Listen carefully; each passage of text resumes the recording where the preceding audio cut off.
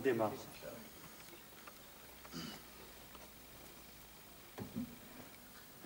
Bismillahirrahmanirrahim. Alhamdulillahi rabbil alamin. Wassalatu wassalamu ala ashrafil anbiya wal mursalin. Nabiyyina Muhammad wa ala alihi wa sahbihi ajma'in wa ba'd. أولا أيها الإخوة والأخوات أحييكم بتحية الإسلام سلام الله عليكم ورحمته وبركاته.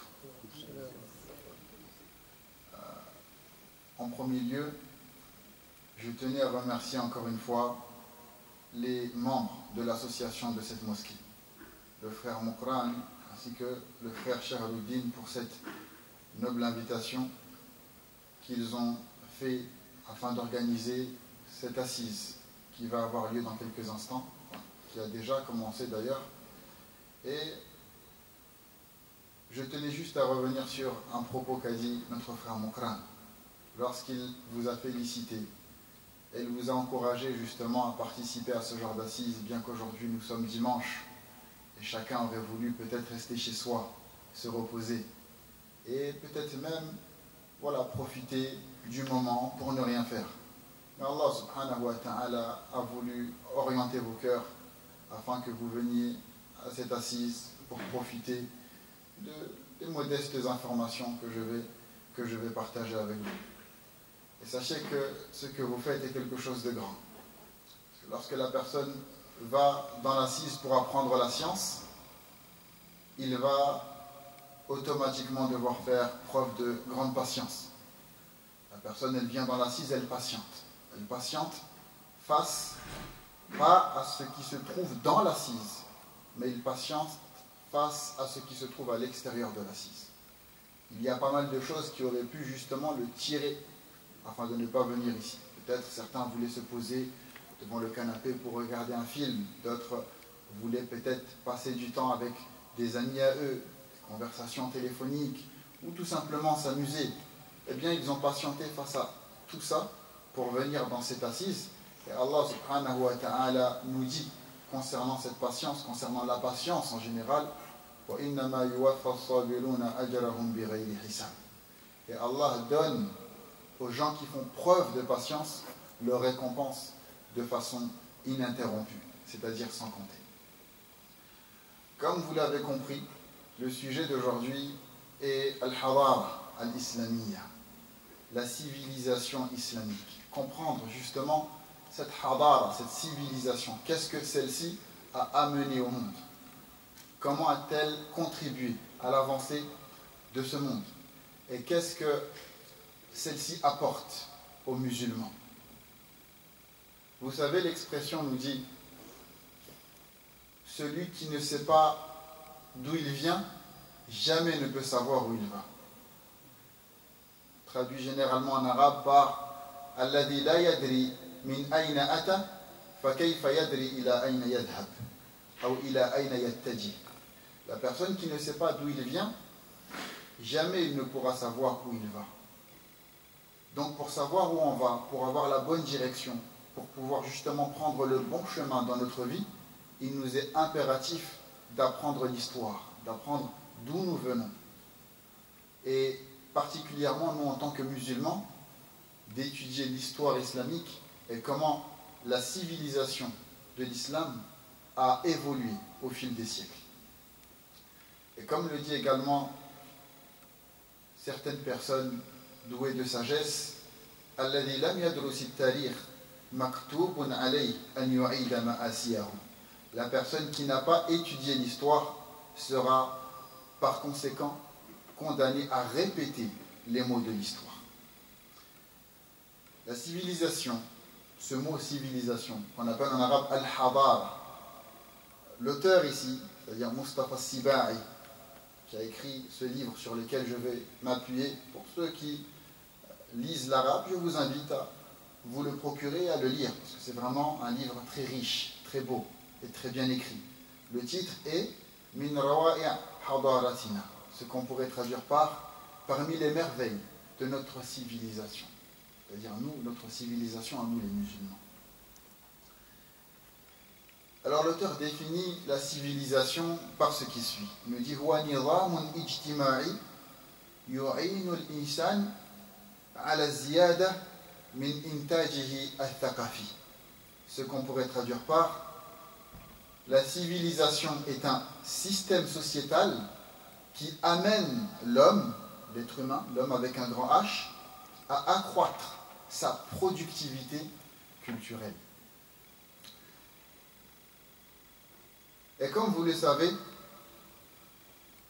les causes de l'évolution d'une civilisation sont nombreuses. Et les causes du déclin d'une civilisation également aussi sont nombreuses.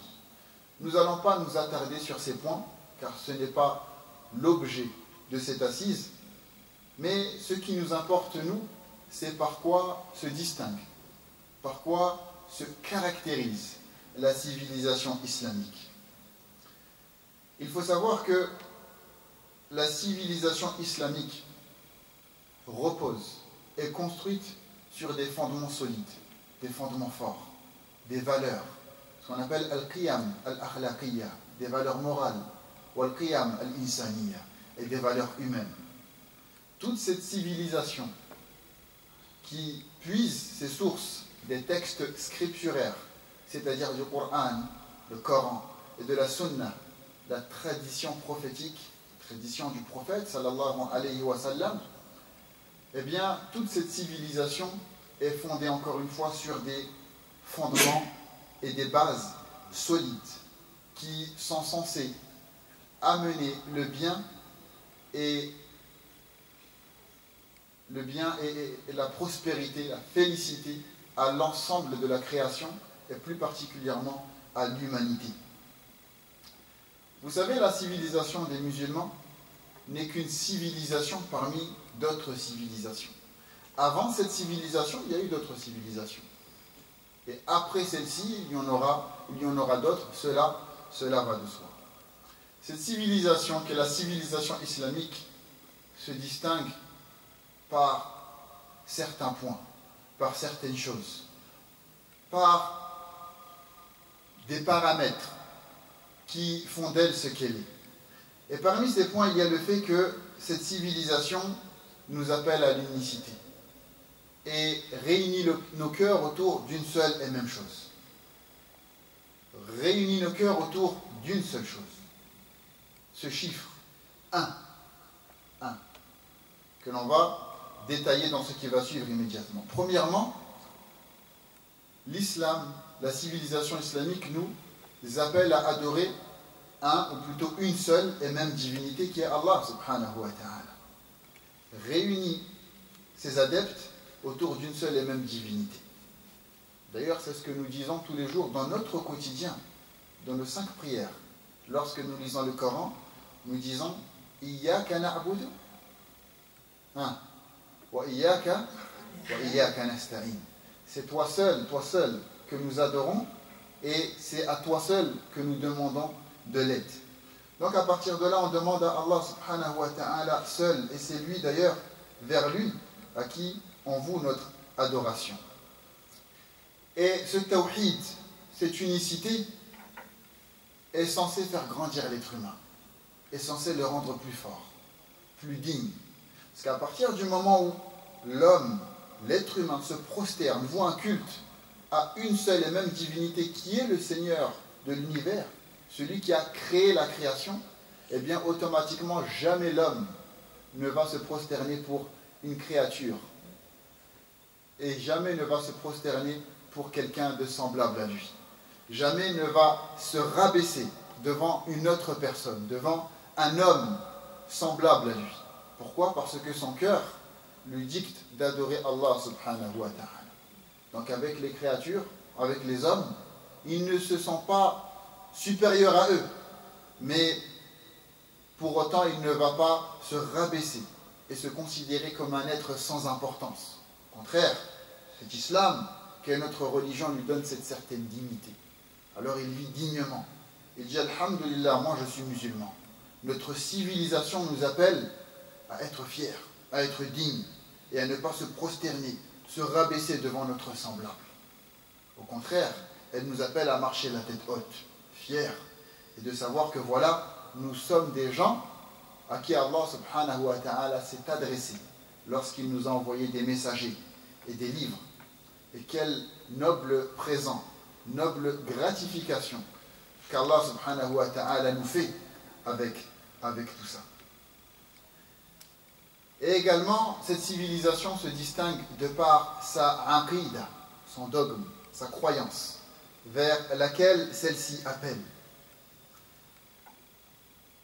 C'est un aqida qui est un aqida tout tawhid, qui est le dogme de l'unicité, qui nous appelle par exemple à ne pas adorer autre qu'Allah et à s'écarter justement de toute forme de polythéisme et de toute forme de divinité qui est faussement adorée en dehors de Dieu.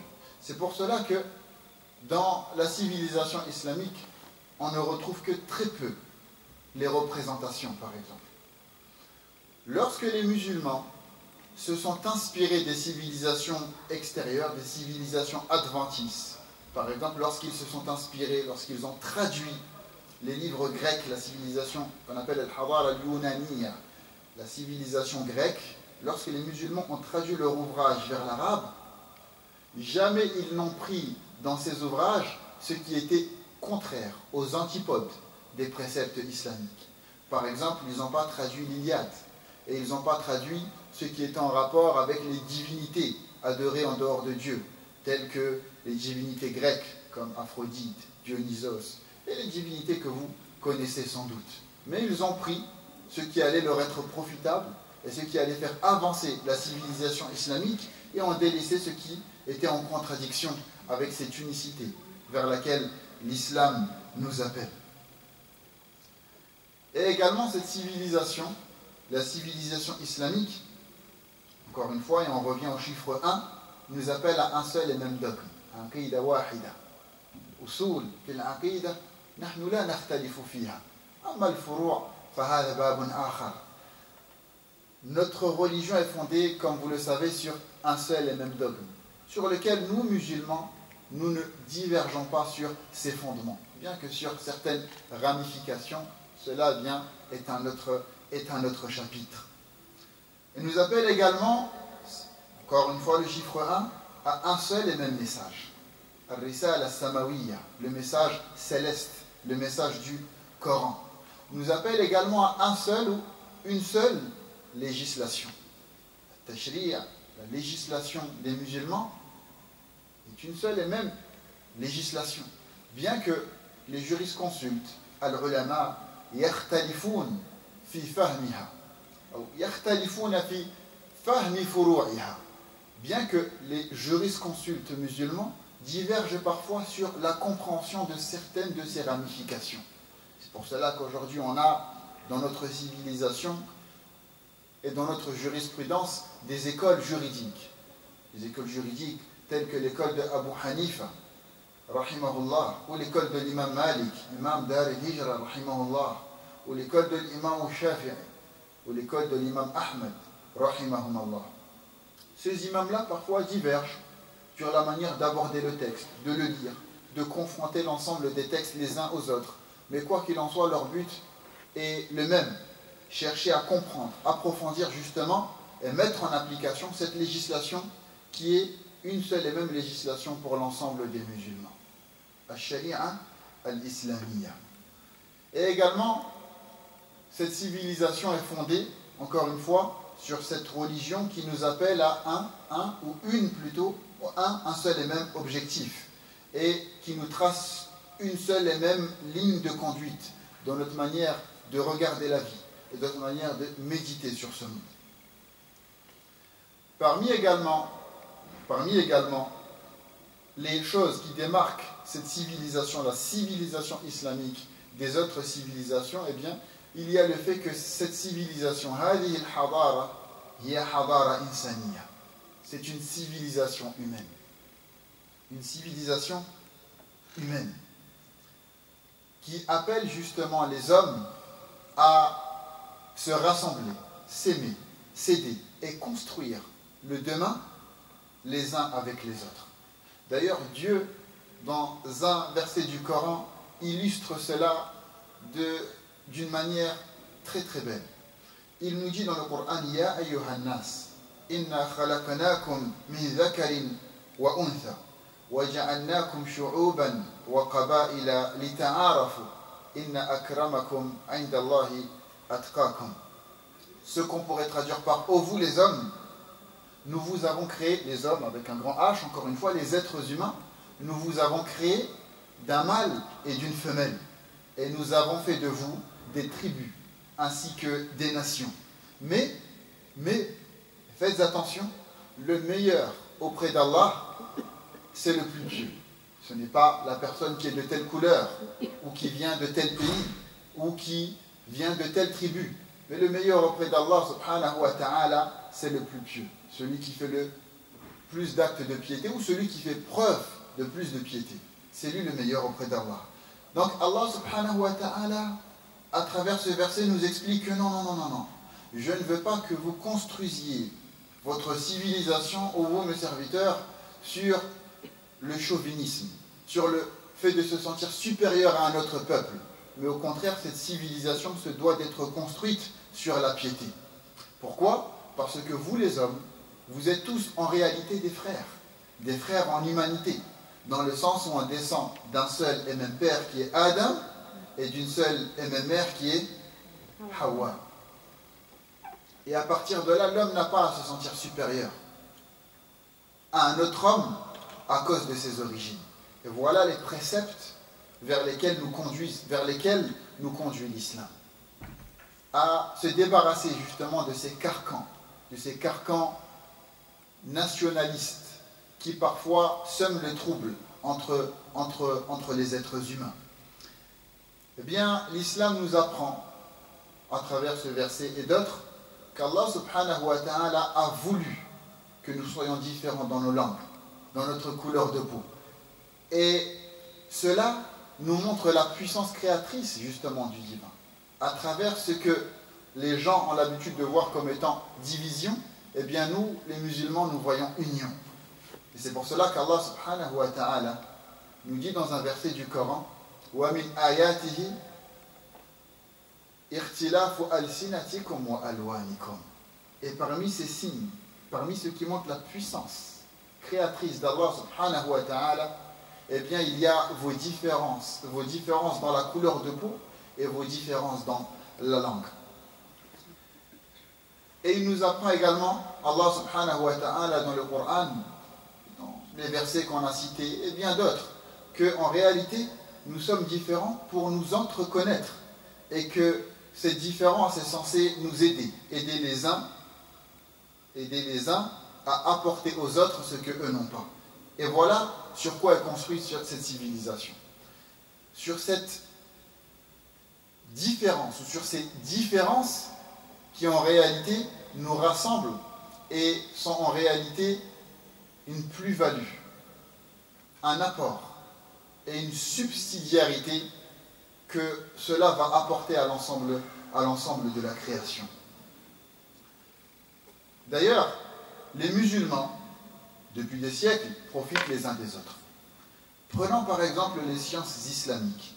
Vous voyez que Abu Hanifa, l'imam Malik, l'imam Shafi'i, l'imam Ahmed, l'imam As-Sibawi, le linguiste, également Al-Ghazali, pareil pour Ibn Rushd, et tous ces imams, eh bien, viennent de contrées différentes, viennent d'endroits différents, viennent d'origines parfois différentes, viennent de pays différents, ont une culture différente, ont un mode de vie qui diffère les uns des autres. Et malgré tout ça, eh bien, toute cette pluralité, toutes ces différences, en réalité ne sont ni plus ni moins que les différentes couleurs desquelles est composé cet arc-en-ciel qui est l'arc-en-ciel de la civilisation des musulmans.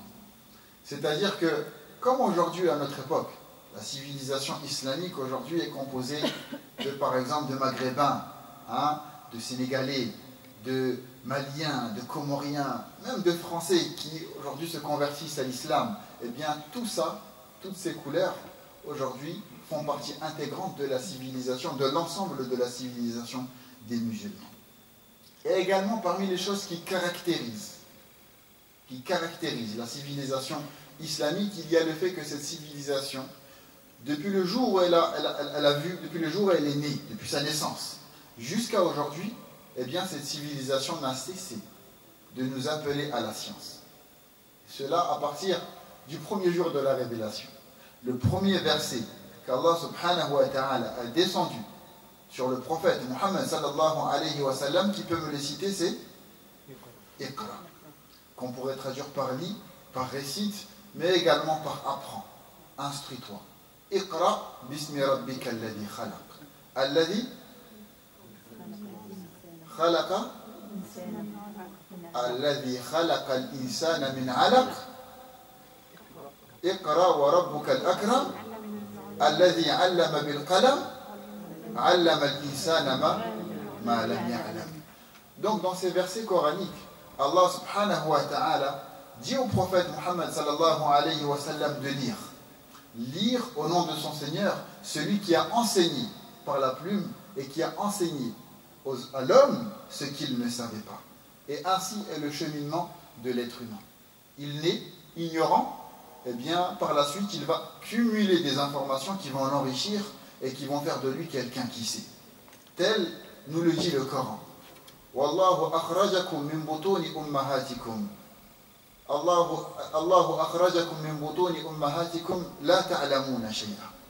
Allah vous a fait sortir du ventre de vos mères, c'est-à-dire il vous a donné vie alors que vous ne saviez rien. Et bien par la suite l'homme apprend et puis se met à connaître.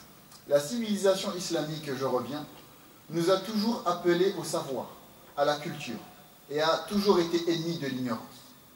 Certes, le savoir est multiple, le plus noble de ces savoirs étant les sciences islamiques de façon générale, mais l'islam ne nous appelle pas tout simplement à nous restreindre aux sciences islamiques. Certes, il nous encourage à apprendre ces sciences, qui sont les sciences les plus nobles, et il y a plein de hadiths dans lesquels le prophète sallallahu alayhi wa sallam nous exhorte à prendre toutes ces sciences, mais cela ne nous enferme pas dans une bulle. L'humain, de par l'islam, al-insan bil-islam, la yanzawi fi fuqa'ah, la yumkinu lahu an yakhruja minha. L'islam nous apprend justement à être ouvert et enferme pas l'homme dans une bulle dans laquelle il ne peut pas sortir, où il va devoir faire preuve de repli communautaire pour vivre. Le cœur du musulman, il est munshari', il est ouvert. Certes, il apprend les sciences islamiques, il apprend le Coran, il apprend les hadiths, il apprend ilm al-tajwid, il apprend ilm al-lugha al-arabiyya, les sciences de la langue arabe. Ces sciences que vous invite à apprendre Cheikh Moukran à travers ce séminaire qu'il va organiser pour apprendre la langue arabe à travers le théâtre.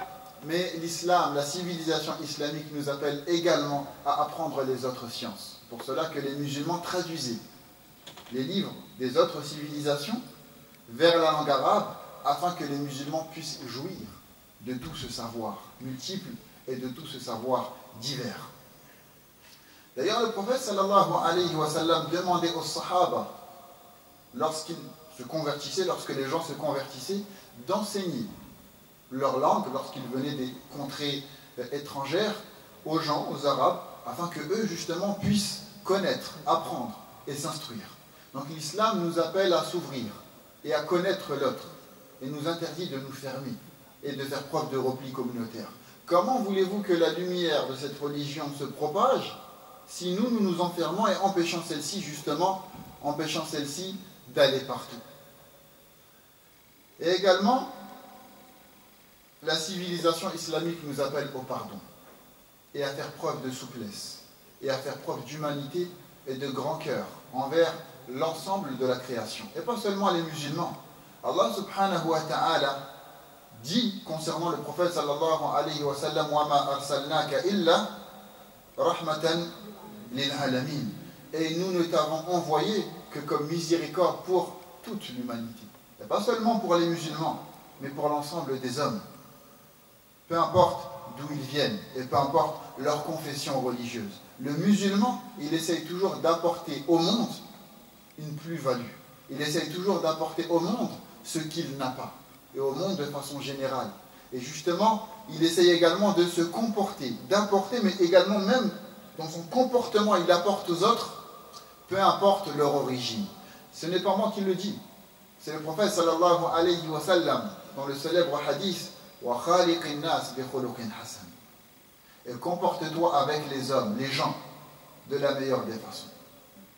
Il n'a pas dit comporte-toi avec les musulmans uniquement, mais comporte-toi avec les hommes de la meilleure des façons. Et on ose espérer que cette série de cours autour de la civilisation islamique sera, Inch'Allah, profitable. On va voir d'ailleurs chapitre par chapitre. On va aborder, Inch'Allah, parmi les choses qu'on va aborder lors de cette série de cours, on va aborder le nationalisme. On va voir que cette civilisation islamique nous rappelle que cette religion condamne le sectarisme au nom du nationalisme. Certes, le musulman, il doit être fier, il doit être fier d'ailleurs de ses origines. Il doit être fier, masha'Allah. Moi, je suis par exemple tunisien. En Tunisie, nous mangeons, comme Cheikh Shahruddin, telle nourriture, nous aimons par exemple telle chose, nous habillons ainsi. Moi, je suis par exemple comorien, moi, je suis par exemple sénégalais, moi, je suis par exemple marocain. Il doit être fier de sa culture, mais cela en aucun cas ne doit le fermer et le faire sentir supérieur aux autres cultures. Il est fier de ce qu'il est, mais sans pour autant se sentir supérieur aux autres de par ce qu'il est. Et là où est la nuance entre le fait d'être fier et le fait d'être hautain, vantard et orgueilleux. Et on va voir que l'islam vient nous conduire vers ce qu'on appelle al-musawa, l'égalité des races.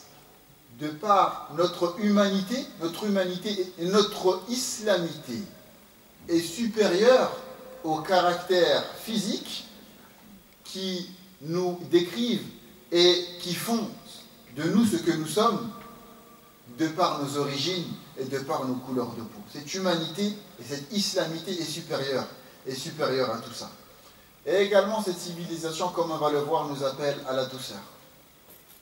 Avec les hommes, les êtres humains, mais même avec les animaux. Et vous allez voir comment les musulmans, à travers l'histoire, ont été doux et ont été justement des gens bienveillants, même avec les animaux. Et Allah subhanahu wa ta'ala est celui qui nous dit dans le Coran وَمَا مِنْ طَائِرٍ يَطِيرُ بِجَنَاحَيْهِ إِلَّا وَمَا مِنْ طَائِرٍ يَطِيرُ بِجَنَاحَيْهِ إِلَّا أُمَمٌ أَمْثَالُكُمْ. Pardonnez-moi pour cet effort, pour me rappeler de ces versets. Allah subhanahu wa ta'ala nous dit dans le Coran ce qu'on pourrait traduire, il n'y a pas d'animaux dans le ciel qui déploient de leurs ailes, si ce n'est qu'il y ait chez vous une communauté semblable à eux. Nous expliquons ainsi que le musulman, certes, se comporte bien avec les hommes, de façon générale, mais se comporte ainsi de la... En fait, vous parlez de nationalisme, etc., mais c'est pas plutôt un anachronisme de dire ça? Comment? Parce que le nationalisme, en fait, c'est plutôt un concept occidental. Et je pense que le professeur Sam, il a condamné plutôt le tribalisme, non? La nation, le nationalisme, dans le mot nationalisme, il y a le mot nation. Certes, le prophète sallallahu alayhi wa sallam est venu condamner le tribalisme. Pourquoi? Parce qu'à l'époque, il vivait entre tribus. Mais lorsque l'islam s'est propagé et qui par la suite il y a eu plusieurs pays, plusieurs nations, plusieurs contrées, eh bien là, ce tribalisme justement que l'islam a condamné, à travers les textes, on voit que, vu que le tribalisme, qu'est-ce que c'est? C'est le fait de se sentir supérieur de par notre tribu. Aujourd'hui, hier plutôt, il y a eu des tribus. Plus tard, il y a eu des pays. Eh bien, cette règle-là, c'est, entre guillemets, agrandie et a pris en compte non seulement le tribalisme, mais également le nationalisme. D'ailleurs, même le verset nous le dit. Nous avons fait de vous des tribus, c'est vrai certes, mais également des nations, mais afin que vous vous entreconnaissiez. C'est-à-dire que tout ce qui est plus ou moins relatif au chauvinisme, qu'il soit du domaine du tribalisme ou du nationalisme, eh bien tout cela, l'islam le condamne. Même les autres formes qui vont voir le jour plus tard, dans les siècles à venir, les autres formes de repli communautaire, pour les origines, l'islam également viendra les condamner. Et ça nous montre que l'islam condamne des choses qui se sont produites auparavant, mais même des choses qui vont venir, et cela par l'analogie de ces divers textes. Non. Et également l'islam, parmi les choses vers lesquelles il nous appelle, encore une fois, à la science, et même dans la civilisation islamique, on retrouve que l'islam a toujours poussé les musulmans à ouvrir des écoles, à ouvrir des universités. Et on va voir au fur et à mesure de cette série de cours comment justement les écoles islamiques ont évolué. Comme vous le savez, dans les pays aujourd'hui musulmans, on retrouve ce qu'on appelle familièrement, vulgairement des kuttab, des endroits où les enfants vont apprendre peut-être les fondements de la langue arabe, l'écriture, les bases, comment l'islam nous appelle à vivre de façon basique. Eh bien, sachez que ces kuttab existent depuis bien des siècles. Et d'ailleurs, avant leur existence, les musulmans apprenaient à la mosquée. La mosquée jouait un rôle également d'enseignement, jouait un rôle scientifique dans la vie des musulmans. Et le sujet, justement, est long, et nous allons aborder ces points progressivement au fur et à mesure de ces séries de cours qu'on va donner, Inch'Allah, si Allah le veut, au fur et à mesure, justement, de ces assises. Donc, je vais m'arrêter là. Je vais laisser juste une petite place aux questions-réponses, à l'échange, pas vraiment des questions-réponses, c'est plus un échange entre nous. Et barakallahu fiik, cher. Bismillah. En fait, comme on voit aujourd'hui, il y a une civilisation qui est en train de s'effondrer, en train de s'effondrer, etc. Et qu'il y a de fortes probabilités qu'en fait ce soit la communauté musulmane, c'est-à-dire de manière mondiale en fait, la Oumma, qui soit prête, qui va prendre plutôt cette responsabilité de modèle civilisationnel mondial. Est-ce que vous pensez qu'elle est assez mature pour le faire pour le moment ou pas? Allahu a'lam, moi, ce que je vois, c'est déjà, tout d'abord, quand on parle des musulmans, des gens qui sont de la religion de l'islam, comme tu le sais mieux que moi, eh bien, nous sommes nombreux. Nous sommes à peu près partout dans le monde. Mais malgré que nous sommes partout dans le monde, justement, du fait que nous soyons partout dans le monde, nous sommes différents. Par exemple, il y a des intellectuels musulmans plus présents dans certains pays que d'autres. Des gens qui font preuve, justement, de civilisation, qui sont plus grands en termes de civisme dans certains pays plus que d'autres. Par exemple, dans des pays, je ne vais pas citer le nom je ne vais pas citer des noms d'ailleurs pour pas rentrer dans des polémiques, mais on trouve dans certains pays des musulmans qui ne savent pas vivre les uns avec les autres. Et cela, je ne sais pas si justement ils peuvent apporter ce que justement l'islam nous appelle à apporter au monde à notre époque. Par exemple, lorsque moi j'étais en Arabie Saoudite, je me rappelle, durant le Hajj, particularité du Hajj, on voit les gens de toutes les civilisations, de toutes les contrées, tout le monde, tous les quatre coins du monde. Et on voit des gens, masha'Allah, qui sont très ordonnés, comme les Indonésiens, qui vraiment vivent les uns avec les autres, qui savent vraiment, malgré ils viennent nombreux, mais ils sont très coordonnés, très ordonnés dans leur manière de faire le Hajj. Et d'un certain côté, on voit d'autres pays qui font des choses vraiment très étranges. Je me rappelle, une fois, alors qu'on faisait le tawaf durant le Hajj, une personne qui a mangé une banane, dans le tawaf, il a pris la peau, il l'a jetée comme ça dans le Kaaba. Pour lui, c'était normal. Nous, on était choqués. On a dit, la police l'a interpellé. Pour lui, c'était normal de jeter une peau de banane comme ça dans le Kaaba. Pour lui, il n'y avait aucun... Donc, je ne pense pas qu'en réalité, les musulmans soient prêts ou pas prêts. Je pense qu'il y en a certains qui sont plus prêts que d'autres. Mais en tout cas, c'est vrai qu'aujourd'hui, il y a, comme tu l'as si bien dit, un problème civilisationnel dans le monde. Mais il faut savoir quelque chose, c'est que, bien qu'aujourd'hui beaucoup le nient, jusqu'à aujourd'hui, l'islam apporte beaucoup au monde. Par exemple, lorsqu'il y a eu une crise financière, la crise financière par laquelle passe le monde jusqu'à aujourd'hui, eh bien, après cette crise, pas mal de pays ont fait appel aux savants, théologiens, jurisconsultes musulmans spécialisés dans les transactions financières en islam. Ils leur ont demandé justement de leur donner des cours. Pourquoi? Parce qu'ils avaient vu que les seuls qui avaient fait face et tenu tête face à cette crise financière, c'était ceux qui appliquaient le modèle financier islamique. Justement, d'ailleurs, il y a eu Cheikh Abdullah Ben Baya, Hafidahullah, qui était venu en France et qui avait tenu un séminaire justement sur les finances islamiques. Et d'ailleurs, d'autres théologiens ont été appelés dans les divers pays afin d'expliquer qu'est-ce qui démarque les finances islamiques et les transactions financières musulmanes et des autres manières de faire le commerce et des autres manières de traiter l'argent de façon générale. Donc moi je pense que, encore une fois, oui, il y a des musulmans qui, machallah, aujourd'hui sont très avancés intellectuellement, moralement, et d'autres qui malheureusement font jusqu'à aujourd'hui font toujours preuve d'un certain recul, d'une certaine immaturité civilisationnelle.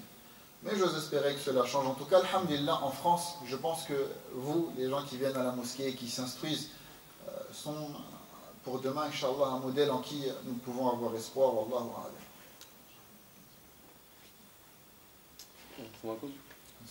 Une petite question, justement, est-ce qu'il y a une différence entre la Oumma et la civilisation? Et si oui, laquelle, s'il vous plaît? La Oumma, c'est ce qui construit les gens.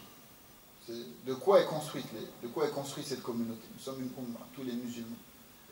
La civilisation, ça dépend à partir de quel point tu la définis. L'auteur Mustafa Siba, il a défini à partir du point culturel. Il parle, en fait, la civilisation, c'est tout simplement un système, tout simplement un mode de vie qui apporte à l'homme ce qui va justement l'aider à enrichir sa culture. La culture islamique qui est composée justement d'un ensemble. En fait, c'est une culture qui est composée d'un ensemble de cultures, qui est composée d'un ensemble justement de modes de vie. Voilà. Une culture, la culture des musulmans est composée de modes de vie. Et encore une fois, je reviens à l'exemple du Hajj. Lorsqu'on voit les musulmans durant le Hajj, je vous invite à faire le Hajj. Et pas seulement pour l'adoration, mais même parce que cette adoration, elle est enrichissante. On voit les gens s'habiller après s'être désacralisés, avoir ôté la l'ihram. On voit les Indonésiens s'habiller d'une certaine façon, les Africains s'habiller d'une autre façon, les Maghrébins d'une façon, les Saoudiens d'une façon, les Américains d'une autre façon, etc. Et on voit qu'en réalité, tous ces modes de vie, tout ce mode vestimentaire, en réalité, bien fait partie intégrante aujourd'hui de la manière dont s'habillent les musulmans. Et ça fait partie de tout ça, même leur mode de vie, la cuisine culinaire, et bien tout ça font partie intégrante de la civilisation contemporaine des musulmans. Wallahu a'lam. Des questions, il n'y a pas. Pas vraiment des questions, c'est plus un échange. Hein. Aussi, justement, par rapport au verset que vous avez cité dans Surat Al-Hujurat, justement, quand il dit l'État arafo, moi, ce que je trouve qui est beau là-dedans, c'est que l'État arafo, on traduit souvent par pour que vous entreconnaissiez. Et Al-Maruf, il me semble que c'est le bien, donc c'est pour se faire du bien, c'est pour vous reconnaître. Masha'Allah, Jamil. Jamil, jiddan. Oui, également. D'ailleurs, il y a un mufassir qui explique ce verset de cette façon. Il nous dit qu'encore une fois, ce verset nous montre que le savoir des uns est subsidiaire au savoir des autres. C'est-à-dire le savoir qui est présent dans un pays, d'autres pays vont en tirer profit. Et chacun, justement, apporte à l'autre ce qu'il n'a pas. Et justement, ça rejoint ce sens, ils se font du bien. Ils se font le ma'rouf. Inch'Allah, c'est une très belle faïda, une très belle leçon que tu as venue. D'ailleurs, ça pourrait rejoindre le hadith du Safina, du vaisseau, que les uns et les autres ont emprunté.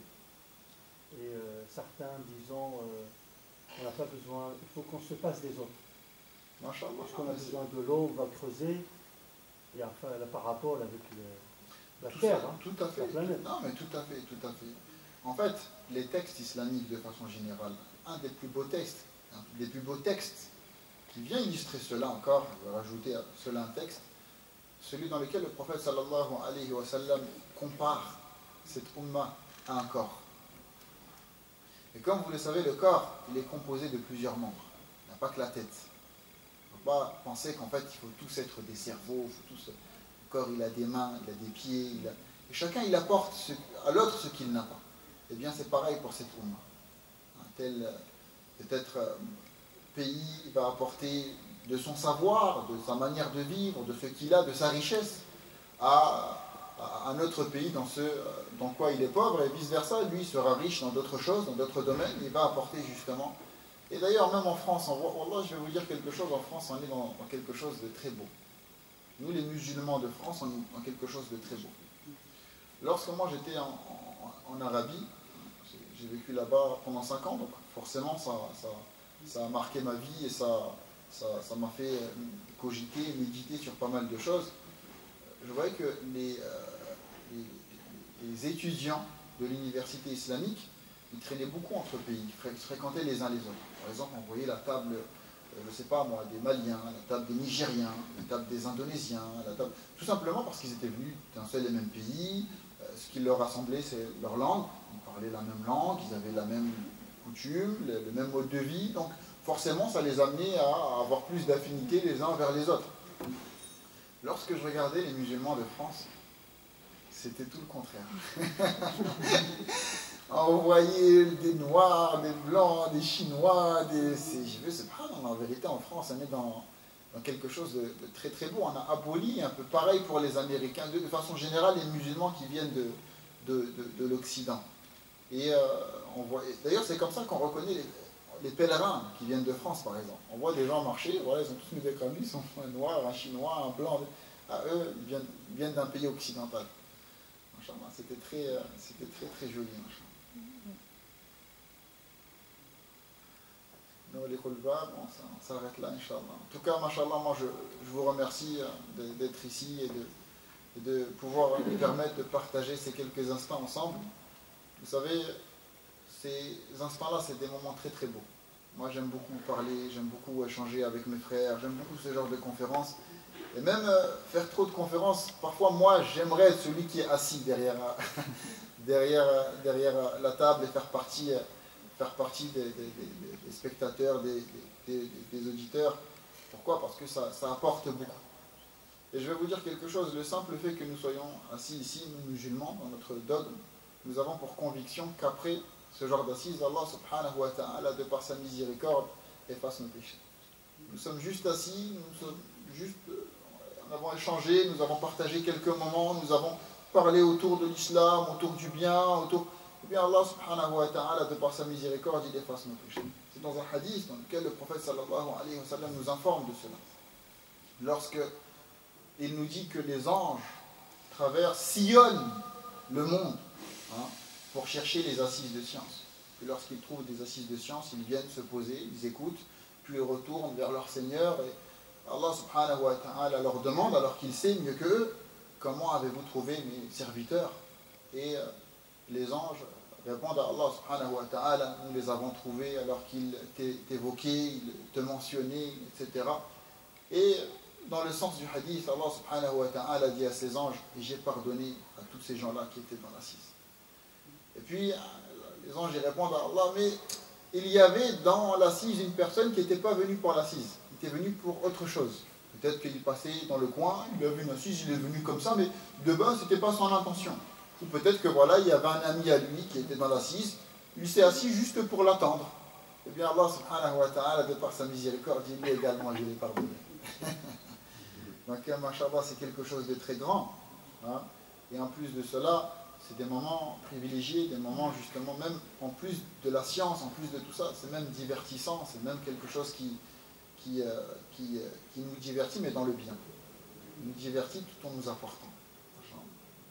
Donc, khayrul kalam wa qalla wa dal, la meilleure des paroles, c'est celle qui est claire et concise. On va s'arrêter là, Inch'Allah. Subhanakallah. Hamdika ashhadu an la ilaha illa anta astaghfiruka wa atubu ilayk. اللهم أرنا الحق حقا وارزقنا اتباعه وأرنا الباطل باطلا وارزقنا اجتنابه اللهم اجعلنا من الذين يستمعون القول فيتبعون أحسنه اللهم ارزقنا العلم النافع ونور قلوبنا بالعلم واجعلنا من الذين يعملون بما علموا وصلى الله على نبينا محمد وعلى آله وصحبه أجمعين وبارك الله فيكم وجزاكم خيرا. بارك الله فيك.